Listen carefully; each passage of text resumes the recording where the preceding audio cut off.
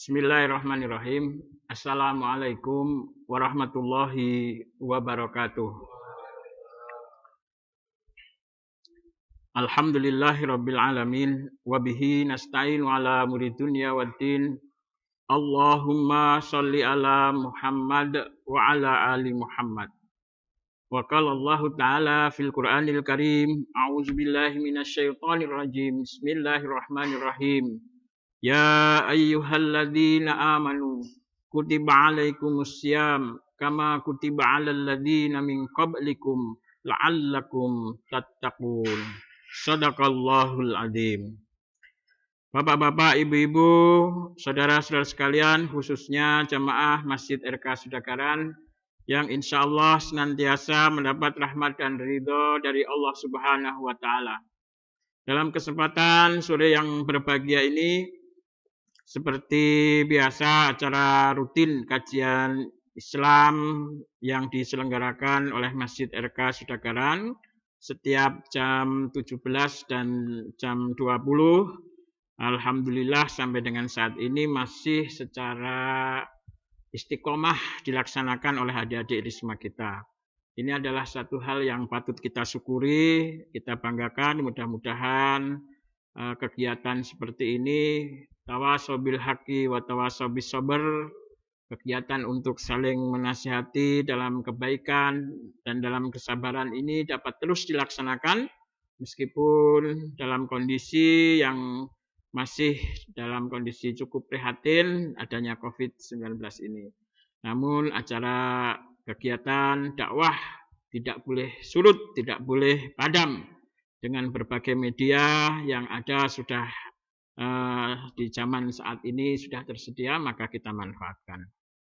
Baik Bapak Ibu sekalian, jamaah rahimakumullah, kita akan melanjutkan materi kami yang terdahulu tentang menjadi orang yang bertakwa, di mana Allah Subhanahu wa taala di dalam surat Al-Baqarah ayat 183 seperti yang saya bacakan tadi, bahwa kita sebagai orang yang beriman ini diwajibkan oleh Allah untuk berpuasa dengan ending, dengan tujuan akhir, yakni meningkatnya derajat iman kita atau takwa kita kepada Allah Subhanahu wa taala.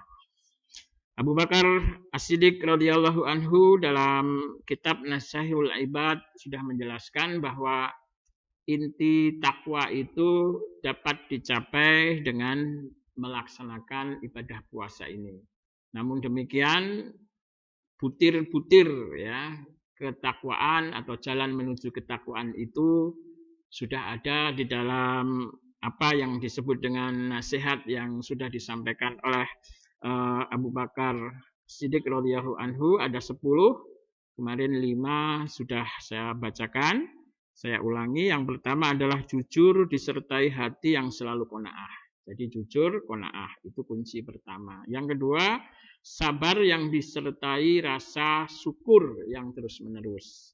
Jadi ketika ada rasa sabar dengan diikuti rasa syukur, maka itu adalah juga butiran dari menuju ketakwaan kepada Allah Subhanahu wa taala. Yang ketiga adalah kefakiran yang langgeng disertai sikap zuhud. Fakir artinya bukan kita harus miskin, bukan Islam tidak boleh kaya, tetapi kita memandang harta itu hanyalah sebagai suatu alat untuk mendekatkan diri kepada Allah, sedangkan dunia itu sendiri adalah dicari dengan jalan, kalau orang bertakwa itu dengan jalan zuhud, yaitu meninggalkan apa yang tidak perlu, atau artinya mengambil dunia ini cukup seperlunya dia saja, tidak berlebih-lebih, tidak bermewah-mewah, cukup apa yang menjadi dia untuk hidupnya, cukup untuk beribadah kepada Allah Subhanahu wa taala. Yang keempat, tafakur yang langgeng disertai perut yang kosong. Artinya tafakur sambil menggunakan pikiran kita mendekatkan diri kepada Allah dalam disertai perut yang kosong, yakni disertai dengan ibadah puasa seperti yang saat ini kita lakukan. Insya Allah menjadi lebih sempurna ketika kita melaksanakan puasa diiringi amalan-amalan atau amal ibadah yang lain yang bisa mendekatkan diri kita kepada Allah Subhanahu wa taala. Yang kelima, kesedihan yang langgeng disertai rasa takut kepada Allah. Nah, ini kemarin saya jelaskan mengenai kesedihan yang langgeng itu artinya bukan kita juga disuruh kita bersedih-sedih terus. Tidak. Tetapi ketika kita menghadapi suatu kesenangan, menghadapi suatu nikmat yang luar biasa, kita harus ingat bahwa nikmat di dunia ini tidak ada yang akan abadi. Akan abadi ketika kenikmatan yang ada itu digunakan untuk mendekatkan diri kita kepada Allah. Misalnya kita diberi harta, maka ketika harta itu digunakan untuk mendekatkan diri kita kepada Allah, maka sesungguhnya harta itulah yang sebenarnya akan kita bawa. Nah, sehingga apa yang disebut dengan kesedihan yang langgeng disertai rasa takut kepada Allah, ketika kita mendapat kenikmatan, mendapat kesenangan, maka justru menjadikan kita jauh dari Allah Subhanahu wa taala. Ini sebenarnya yang dimaksudkan dari butir yang kelima. Butir yang keenam, Abu Bakar As-Siddiq mengatakan wasadisu juhdun daimun ma'ahu badanun mutawadi'un. Apa nomor 6? Keprihatinan yang langgeng disertai tubuh yang tawadu. Jadi prihatin dalam arti ya hampir sama dengan kesedihan yang langgeng tadi, artinya keprihatinan itu kita hidup cukup dengan apa yang diberikan oleh Allah, ridho terhadap apa yang diberikan oleh Allah, merasa syukur apa yang diberikan kepada Allah, kemudian menjadikan kita tawadu. Tawadu itu artinya kita takut kepada Allah. Meskipun Allah tidak melihat kita, kita sebenarnya dilihat oleh Allah. Maka amalan, perbuatan kita, puasa kita, ini yakin dilihat Allah.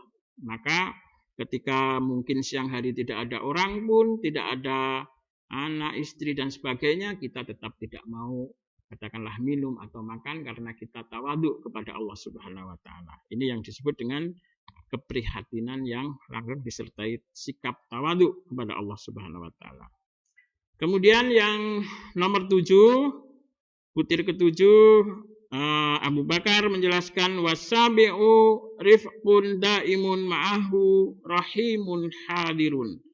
Sikap lemah lembut yang langgeng disertai kasih sayang.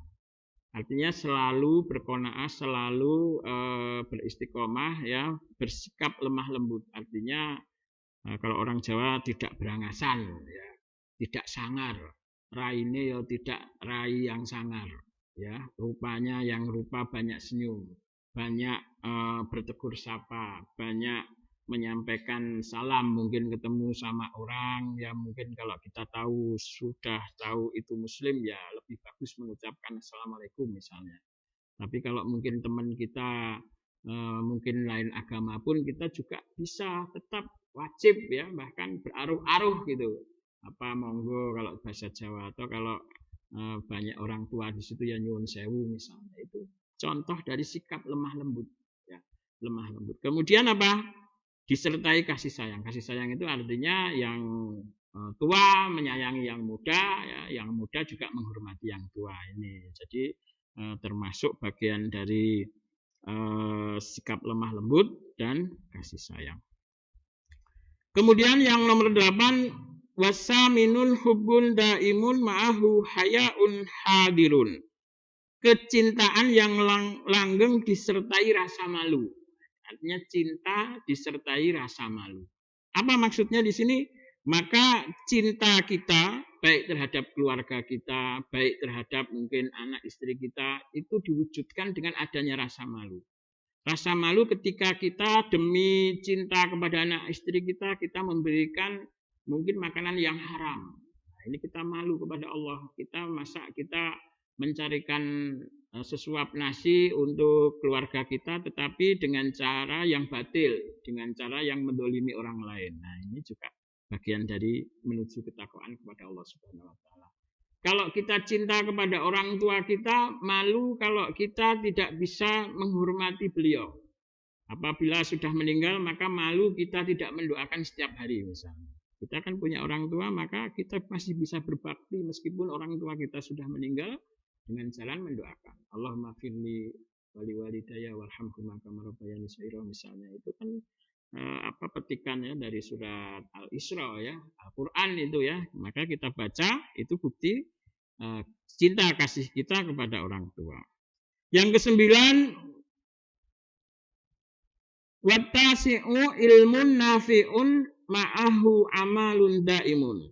Ilmu yang bermanfaat disertai amal yang soleh. Nah, ketika kita memiliki ilmu, apapun yang ada di dalam diri kita, hanya meskipun ilmu sholat, hanya sebatas ilmu sholat saja. Itu kita tahu, maka kita juga harus mengamalkan. Nah ini, makanya mengamalkan ini yang paling berat. Ilmunya mungkin mudah dicari, oh cara sholat seperti ini, oh bacaannya seperti ini. Tapi pengamalannya bagaimana? Kita bertanya pada diri kita masing-masing. Ketika sudah bisa mengamalkan, apakah pelaksanaan sesuai dengan tuntunan, apakah bisa khusyuk? Dan seterusnya. Ya, ini tentu membutuhkan perjuangan yang berat.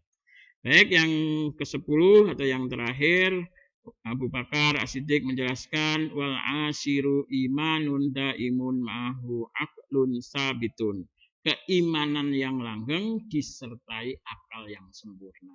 Jadi iman tetapi kita berpikir, bukan hanya taklid, ikut-ikutan. Saya ikut sholat ini karena dawe kiai misalnya. Kiai ini kon sholat ya sholat, tapi tidak berpikir apakah sholat itu ada dalilnya, apakah sholat itu ada fikihnya, hukumnya seperti apa misalnya. Nah ini tentu kita juga perlu perhatian ketika kita mengamalkan ilmu-ilmu itu, tentu dengan amal itu dilandasi ilmu, dan ilmu itu juga dilandasi dari pengetahuan yang kita kaji, yang kita peroleh baik melalui majelis taklim, melalui YouTube yang sudah tersebar ya, kita yakini ustadznya ustadz yang benar begitu ya, baru kita laksanakan.